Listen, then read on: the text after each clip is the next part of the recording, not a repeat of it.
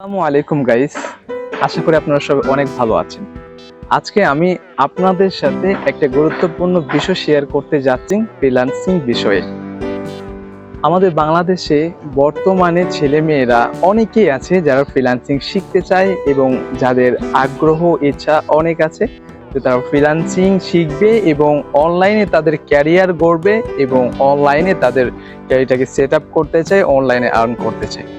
অনলাইনে আর্ন করার যতগুলো সিস্টেম আছে বা পদ্ধতি আছে তার ভিতরে সবচেয়ে বেশি ট্রেন্ডিং ইন বাংলাদেশ হচ্ছে ডিজিটাল মার্কেটিং। ডিজিটাল মার্কেটিং শেখার জন্য আমাদের কি করতে হবে? আমাদের অনেকেই আছে যারা আমার কাছে প্রশ্ন করে জিজ্ঞেস করে আমি অনলাইনে কাজ শিখতে চাই এবং আমি অনলাইনে কাজ করতে চাই, তাহলে এটার জন্য আমার কি কি লাগবে বা আমার হাতে থাকে স্মার্টফোন দিয়ে কি আমি ডিজিটাল মার্কেটিং শিখতে পারবো বা কাজ করতে পারবো কিনা? যদি আপনার মোবাইল ফোন অথবা ডেস্কটপ বা কম্পিউটারের কথা বলেন, ল্যাপটপের কথা বলেন, তাহলে আমি বলবো যে আপনি আপাতত আপনার হাতে থাকা মোবাইল ফোনটাকে অ্যাভয়েড করেন। এই কাজের জন্য আপনার দরকার হচ্ছে একটা মোটামুটি ভালো কনফিগারেশন একটা ল্যাপটপ বা কম্পিউটার। আমি মোবাইলকে কেন বাদ দিলাম বা কেন মোবাইলকে আপাতত দূরে সরে রাখছি এই জিনিসটাকে বোঝার চেষ্টা করি। আমরা এখন যে পরিস্থিতিতে আছি, আমাদেরকে অনলাইনে কাজ করতে গেলে মাল্টিটাস্কিং এর ব্যবহার অনেকটাই বেশি পড়ে যায়, যেটা আসলে মোবাইল দিয়ে করাটা অনেকটাই টাফ হয়ে যায়। আর তাছাড়া আমরা আমাদের ক্লায়েন্টের জন্য যদি রিপোর্ট শিট তৈরি করতে যাই এবং সেভাবে আমাদের সুন্দর এবং সবথেকে ভালো একটা পারফরমেন্স দিতে চাই, তাহলে সেখানে মোবাইল ফোনটা অনেকটাই টাফ হয়ে যায় এবং অনেকটা কষ্ট হয়ে যায়।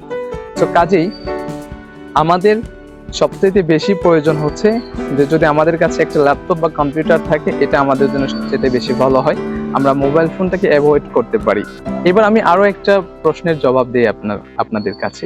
আমাকে অনেকেই জিজ্ঞেস করে যে ভাই, আমি তো ফ্রিল্যান্সিং শিখতে চাই, বাট কোন সেকশন থেকে আমার এই ফ্রিল্যান্সিংটা শুরু করা উচিত? আপনাদের এই প্রশ্নের জবাবে আমি অন্য সকল টিউটরদের মতো বলবো না যে আপনি আমার কোর্স করেন এবং আমার কোর্স করলে আপনি 100% সাকসেস হতে পারেন। প্রথমত আমাদের জানা দরকার বা আমাদের জানা উচিত যে আল্লাহ তাআলা পৃথিবীতে যতগুলো মানুষ সৃষ্টি করেছেন, সকল মানুষকেই কিন্তু আল্লাহ পাক রব্বুল আলামিন একটা মেধার উপরে ক্ষান্ত করেননি। আপনি যদি খেয়াল করেন, আপনি দেখতে পারবেন যে একই পরিবারের ভিতরে একজন টিচার হলেও আরেকজন কিন্তু টিচার হচ্ছে না, বা বাবা যদি এক শ্রেণীর হয় বা বাবার পেশা যদি একরকম হয়, সন্তানরা কিন্তু ঠিক একই পেশার হয় না। কাজেই আমি আপনাকে বলবো যে আপনি একজন মানুষ হিসেবে, একজন ফ্রিল্যান্সার হিসেবে প্রত্যেকটা ক্ষেত্রে দক্ষতা অর্জন করবেন, এটা জাস্ট ইম্পসিবল। সেজন্য ফার্স্ট অফ অল আপনাকে যাচাই করতে হবে, আপনাকে বাছাই করতে হবে যে আপনার ব্রেন, খোদা প্রদত্ত এই ব্রেনটা কোন কাজের জন্য সহজ হয়, আপনার ব্রেন কোনটাকে সহজে নিতে পারে, এটা জাস্ট প্রথমত আপনাকেই নির্বাচন করতে হবে। ইতিমধ্যে আমরা যারা ফ্রিল্যান্সার আছি, আমরা খেয়াল করে দেখেছি কোডিং বিষয়টা কিন্তু সবার মাথায় যায় না, অনেকের মাথার ওপর দিয়ে চলে যায়। এজন্য দেখা যায় যে অনেক স্টুডেন্ট আছে যারা কোডিং বিষয়ে অ্যাডমিশন নেয়, যেমন মোবাইল অ্যাপস ডেভেলপমেন্ট অথবা ওয়েবসাইট ডেভেলপমেন্ট। এই ধরনের যে সেক্টরগুলো আছে, এই সেক্টরগুলোতে মোস্ট অফ দ্য স্টুডেন্টস তারা অ্যাডমিশন নেওয়ার কিছুদিন পরেই তাদের যে একটা অবস্থান তৈরি হয় এবং অবস্থান থেকে প্রথমত সহজ হলেও অনেকের ক্ষেত্রে তা শেষ অবধি সহজ হয় না, যার কারণে স্টুডেন্টরা এই ফ্রিল্যান্সিং এর পথ থেকে সরে যায়। তাছাড়াও এই কঠিন বিষয়টা বাদ দেওয়ার পরে যদি আমরা সহজ বিষয়টাকে নিয়ে আসি, যেমন আমাদের বাংলাদেশের অধিকাংশ ছেলেমেয়েরা ডিজিটাল মার্কেটিংকে খুব সহজে গ্রহণ করছে। এখানে আমাদেরকে যখন একটি কোর্সে অ্যাডমিশন দেওয়া হয়, তখন আমাদেরকে ফেসবুকের মাধ্যমে অথবা ইউটিউবের মাধ্যমে, ফেসবুক মার্কেটিং, ইউটিউব মার্কেটিং, এই ধরনের সহজ যে জিনিস আছে সেগুলো দিয়ে আমাদেরকে স্টার্ট করানো হয়। কিন্তু দুঃখের বিষয় হচ্ছে এখানেও অনেক স্টুডেন্ট আছে যারা কিন্তু এই সহজ একটা বিষয় থেকেও ধরে পড়ে যাচ্ছে। তার কারণ হলো তাদের মেধা এবং তাদের যে বুদ্ধি, তাদের ধারণ ক্ষমতা এবং তাদের যে ধৈর্য, এটা অত্যন্তই কম, যার কারণে তারা ঝরে পড়ে যাচ্ছে। তাছাড়াও আমাদের বাংলাদেশে অনেক ফ্রিল্যান্সিং কোর্সের ব্যবহার রয়েছে বা ইনস্ট্রাক্টররা রয়েছেন যারা অনেক সময় তাদের স্টুডেন্টদেরকে মেন বিষয়গুলোকে বোঝাতে সক্ষম নন। এবং সেগুলো সেভাবেই তারা এড়িয়ে যখন চলেন, ওই সময়ে কিছু স্টুডেন্ট ফ্রিল্যান্সিং এর জগৎ থেকে ঝরে পড়ে যায়। এত কিছুর পরেও আমি আজকে আপনাদেরকে জাস্ট একটা জিনিসের প্রতি ফোকাস দিতে চাই, যে জিনিসটাতে ফোকাস দিলে আপনাদের জন্য ফ্রিল্যান্সিং এর জার্নিটা হয়ে যাবে অত্যন্ত সহজ এবং অনেক ইজি। আপনার মূলত যেভাবে ফ্রিল্যান্সিং এর এই জার্নিটা শুরু করা উচিত সেই ব্যাপারটি নিয়ে আমি এখন কথা বলবো।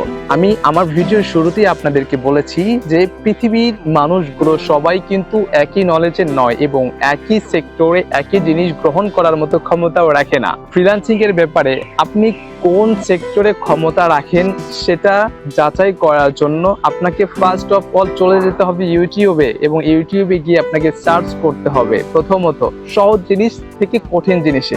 যেমন আমাদের বাংলাদেশে ডিজিটাল মার্কেটিংটা অনেক সহজ, কাজে আপনি কি করবেন জানেন? ডিজিটাল মার্কেটিং সম্পর্কিত কিছু ভিডিও, মিনিমাম 10টা ভিডিও আপনি দেখতে পারেন। ডিজিটাল মার্কেটিং এর উপরে 10টা ভিডিও দেখার পরে যখন আপনার কাছে মনে হবে যে এটি আপনার জন্য সহজ, তো আপনি এটিকে অ্যাকসেপ্ট করতে পারেন। আপনি যদি চান যে না, এর চাইতে অন্য কোনো সেক্টর আমি গ্রহণ করতে পারি কিনা, যেমন গ্রাফিক্স ডিজাইন আছে, অথবা ওয়েবসাইট ডেভেলপমেন্ট আছে, অথবা অ্যান্ড্রয়েড অ্যাপ ডেভেলপমেন্ট আছে, এবং এছাড়াও ফ্রিল্যান্সিং এর যে সেক্টরগুলো আছে সবগুলো থেকে ইউটিউবে গিয়ে আপনারা 5 থেকে 10টা ভিডিও প্রথমত দেখবেন এবং প্র্যাকটিস করবেন। আপনারা যখন ইউটিউব থেকে ভিডিওগুলো দেখবেন এবং প্র্যাকটিস করবেন, তখনই আপনি বুঝতে পারবেন যে আপনি আসলে কোন সেক্টরের জন্য প্রস্তুত, বা আপনার মেধা কোন সেক্টরটাকে গ্রহণ করার জন্য তৈরি আছে। সেক্ষেত্রে আপনার হয়তোবা 1 সপ্তাহ বা 15 দিন বা 1 মাসও সময় নিতে পারে। পরিশেষে আপনাদেরকে বলতে চাই, 1 সপ্তাহ সময় লাগুক বা 1 মাস সময় লাগুক, যেহেতু আপনি একটা মহামূল্যবান ডিসিশন নিতে চাচ্ছেন, অবশ্যই এই ব্যাপারে আপনাকে যাচাই বাছাই করতে হবে। ফ্রিল্যান্সিং এর ক্ষেত্রে আপনারা লোভে পড়ে কখনোই ফ্রিল্যান্সিং এ আসবেন না যে ফ্রিল্যান্সিং করে অমুকে এত টাকা আর্ন করলো, কেউ 1 মাসে এত কোটি টাকা আর্ন করলো। এই সবের পিছনে না গিয়ে আপনি আগে দেখেন আপনার জন্য কোন সেক্টরটা সহজ হয়। আমি পদ্ধতি আপনাদেরকে বলে দিয়েছি। আজকে আমি আর কথা বাড়াতে চাই না, এখানে শেষ করতে চাই, এবং দেখা হচ্ছে পরের কোনো এপিসোড।